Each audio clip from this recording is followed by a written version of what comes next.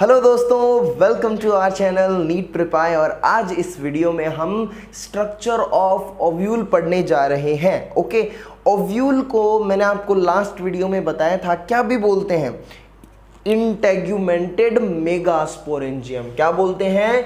Integumented megasporangium, यानी megasporangium integumented है ovary से। ओव्यूल की स्ट्रक्चर कैसी होती है, कहाँ प्रेजेंट होता है? देखो, ये ओवेरी है। ओवेरी का जो ये अंदर का स्पेस होता है, इसको बोलते हैं कैविटी, इसको बोलते हैं लोक्यूल। और लोक्यूल के अंदर ओव्यूल प्रेजेंट है। कैसे? ये ओव्यूल है, ये कैविटी इमेजिन कर रखी है ना, इसके अंदर ये ओव्यूल है। ये ओव्यूल ओवेरी की वॉल से एक ये कुशन लाइक स्ट्रक्चर से प्रेजेंट होता है, जिसको लोग प्लेसेंटा बोलते हैं। So it is written over here कि it is written over here, क्या लिखा हुआ है कि each ovule is attached to the placenta by means of a thin stalk called funicle. अब ओव्यूल प्लेसेंटा के थ्रू ओवेरी से अटैच्ड है, ओके, लेकिन ओव्यूल डायरेक्ट प्लेसेंटा से अटैच नहीं होता। उससे पहले यहां पर एक थिन स्टॉक आती है, जिसको बोलते हैं फ्यूनिकल। समझ रहे हो?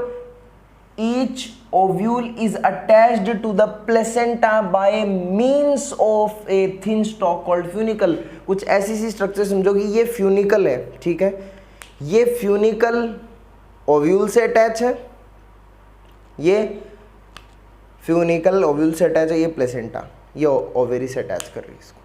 कुछ ऐसी structure, this is funicle. Okay, now the next point is point of attachment of the funicle with the ovule is called hilum. अब फ्यूनिकल, ये फ्यूनिकल जिस पॉइंट पर अटैच करती है ओव्यूल से, ये ओव्यूल है, जिस पॉइंट पर ये अटैच कर रही है उसको बोला जाता है हाइलम। बोलो, क्या बोला जाता है? हाइलम। तो हमने पढ़ा ये क्या है? प्लेसेंटा। प्लेसेंटा ओव्यूल से अटैच है थ्रू मींस ऑफ फ्यूनिकुलस या फ्यूनिकुलम, ठीक है। और ये फ्यूनिकुलम जिस पॉइंट पर जुड़ती है, जिस पॉइंट पर, उसको बोला जाता है हाइलम।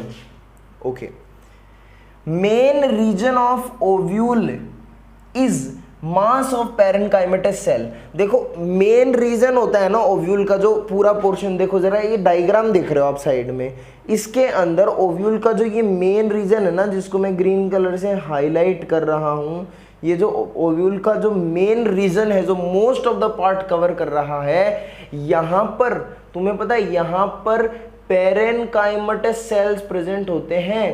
पैरेन्काइमेटस सेल्स प्रेजेंट होते हैं। हम बोलते हैं, देखो क्या प्रेजेंट है इस एरिया के अंदर? पैरेन्काइमेटस सेल्स प्रेजेंट होते हैं। There is a mass of parenchymatous cells present over here. और ये पैरेन्काइमेटस सेल्स क्या फंक्शन करते हैं? याद करो, फूड स्टोरेज। अरे क्या काम करते हैं रे? अरे ये फूड स्टोरेज का काम करते हैं। समझ में आ रही है बात? They store food. और ये फूड क्या काम आता है? ये न्यूट्रिशन, ये जो ग्रो हो रहा है ना, एम्ब्रियो से ग्रो हो रहा है, इसके न्यूट्रिशन के लिए काम आता है ये फूड। स्टोर किया गया food stored, and this part, this region is known as nucellus. बोलो सारे, क्या बोला जाता है इसको? न्यूसेलस बोला जाता है। अरे ये पार्ट है न्यूसेलस, ये पार्ट है nucellus. It is mass of parenchymatous cell which store food. It is nucellus, nucellus. It is main part of ovule. ये क्या है? ये मेन पार्ट है ओव्यूल का। एंड ये जो न्यूसेलस है ना, ये न्यूसेलस है ना, इसको कुछ लेयर्स कवर करके रखती हैं, कुछ लेयर्स कवर करके रखती हैं, जिनको बोला जाता है इंटेग्यूमेंट्स। जरा डायग्राम में देखो, ये न्यूसेलस है ना, अब इतना खाना स्टोर करके, इतने जेवर, अगर कोई जेवर पहन के घूम रहा है तो उसको, उसकी रक्षा के लिए, चोरी नहीं हो जाए, तो वहां पर क्या होती है? लेयर्स होती हैं। जैसे बप्पी लहरी अपने साथ गार्ड्स लेके घूमता है ना, वैसे nucellus is covered by two layers. देखो, ये तो है inner integument and it is outer integument. Inner integument and outer integument. Okay, so these are the two layers which are known as integuments. Now I am telling you, base of ovule is chelaza. इस diagram में, वापस इस diagram में देखो, यहां पर ये जो ओव्यूल है, इसका बेसल रीजन होता है चलाजा, चेलाजा, चलाजा, चेलाजा, चेलाजा, बेसल रीजन। अब कोई सोच रहे होंगे ये बेसल रीजन कैसे है, ये तो ऊपर की तरफ प्रेजेंट है, व्हाई इट इज बेसल। देखो ये ओव्यूल, ये मैंने उल्टा बनाया हुआ है, ये उस फॉर्म में बनाया हुआ जिस फॉर्म में ये प्रेजेंट है। देखो यहाँ पर ये ओवेरी है और ये ओव्यूल ऐसे प्रेजेंट होता है नीचे की तरफ, ये फ्यूनिकल वगैरह ये सब नीचे होती हैं ऐसे। अगर मैं इसको सीधा करके सीधा बनाऊँ ना तो ये चेलाजा नीचे आता है। It is basal part, actually आपको याद रखना है, इट इज़ बेसल पार्ट। कुछ ऐसा सा है कि ये आप इमेजिन कर पा रहे हो, ये ओव्यूल कहाँ प्रेजेंट है, ये ओवेरी में प्रेजेंट है, यहाँ ओवेरी है, ये ओवेरी ऊपर स्टिग्मा है, स्टाइल है, वहाँ पोलन ट्यूब चल के आती है, पोलन ट्यूब यहाँ से आकर के फिर यहाँ से अंदर जाती है। इमेजिन किया क्या, दिस इज बेसल पार्ट। अब याद रखना, आपको बड़ा कंफ्यूजिंग लगेगा लेकिन याद करना है, it is basal part, chalaza is basal part.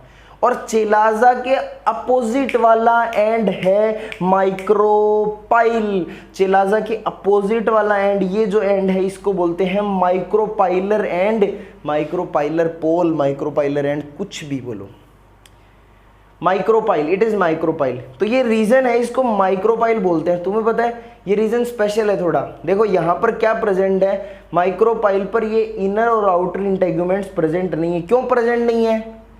अरे यहां भी प्रोटेक्शन हुआ तो फिर पोलन ट्यूब कहां से घुसेगी, फर्टिलाइजेशन कैसे होगा? It is micropyle, there is absence of outer and inner integuments over here, it is free. Micropylar and chalazal end, chalazal basal, इसके अपोजिट माइक्रोपाइलर। ये बातें याद रखनी पड़ेंगी, ये एज ए रेफरेंस पॉइंट काम करेंगी जब हम आगे मेगास्पोरोजेनेसिस पढ़ेंगे, या मैं आपको आगे जाकर के जब फर्टिलाइजेशन पढ़ाऊंगा तब बहुत ज़रूरी बातें हैं ये आपको याद रखनी। It is chalazal and it is micropylar end. Okay, अब ज़रा गौर से देखो, आगे बढ़ते हैं। यहाँ पे मैंने आपको बता दिया कि base of ovule is chalaza and उसके अपोजिट माइक्रोपाइलर एंड प्रेजेंट है, जहाँ पर इंटेगुमेंट क्या है, एब्सेंट है। अब अगली line, most of the angiosperms, most of the angiosperms में क्या होता है, entire part of nucellus is utilised by developing embryo sac. Most of the angiosperms में, मोस्ट ऑफ द एंजियोस्पर्म्स में ये जो न्यूसेलस है ना, इस न्यूसेलस का एंटायर पार्ट सोख लिया जाता है। एम्ब्रियो सैक, मैं एम्ब्रियो सैक हूँ, मैं अंदर डेवलप कर रहा हूँ, मैंने न्यूसेलस से सारा का सारा न्यूट्रिशन ले लिया, मैंने न्यूसेलस से सारा का सारा न्यूट्रिशन ले लिया। यही बोल रहे हैं कि मोस्ट ऑफ द एंजियोस्पर्म्स में डेवलपमेंट के टाइम जो एम्ब्रियो सैक होता है वो पूरा का पूरा खाना खा जाता है, कुछ छोड़ता ही नहीं, बुक्खड़ साला बुक्खड़। मोस्ट ऑफ द एंजियोस्पर्म्स में लालच है, entire part of the nucellus is utilised by the developing embryo sac. But करुणा, दया, ये भी बाकी है कहीं दुनिया में। But in some of the angiosperms, कुछ में, some part of the nucellus remain inside the ovule. That part of nucellus present inside the seed in the form of a thin layer which is known as perisperm. समझ में आई क्या बात? वैसे तो most of the angiosperms में embryo sac के development में पूरा का पूरा न्यूसेलस लग जाता है, खत्म हो जाता है। लेकिन कुछ एंजियोस्पर्म्स के अंदर क्या होता है, कुछ प्लांट्स के अंदर क्या होता है कि ये जो न्यूसेलस है इसका कुछ पार्ट बच जाता है। मतलब एम्ब्रियो सैक डेवलप हो गया और सीड बन चुका है, तो सीड बनने के बाद में भी कुछ न्यूसेलस का पार्ट बच जाता है। सोचो, सीड बनने के बाद भी न्यूसेलस का कुछ पार्ट बच जाता है, और वो जो पार्ट बचा है वो एक थिन लेयर की फॉर्म में बचता है। It is present in the form of a thin layer, और इस थिन लेयर को बोलते हैं लोग पेरिस्पर्म, बोलते हैं पेरिस्पर्म, पेरिस्पर्म, पेरिस्पर्म, पेरिस्पर्म। इस थिन लेयर को बोला जाता है पेरिस्पर्म। ये क्या है? This is remnant of nucellus, ये न्यूसेलस का बचा हुआ पार्ट है जिसको आगे जाके लोग पेरिस्पर्म नाम देते हैं। तुम्हें पता है this perisperm it is commonly present in black pepper, काली मिर्च में तुमने देखा होगा, काली मिर्च में, बीट में, कैस्टर में, इनमें ये पेरिस्पर्म प्रेजेंट होता है mainly, commonly found in. Okay, so ये कुछ बातें थी ये किसके बारे में, पेरिस्पर्म और न्यूक्लियस के बारे में, और इस स्ट्रक्चर को मैंने और एक्सप्लेन किया।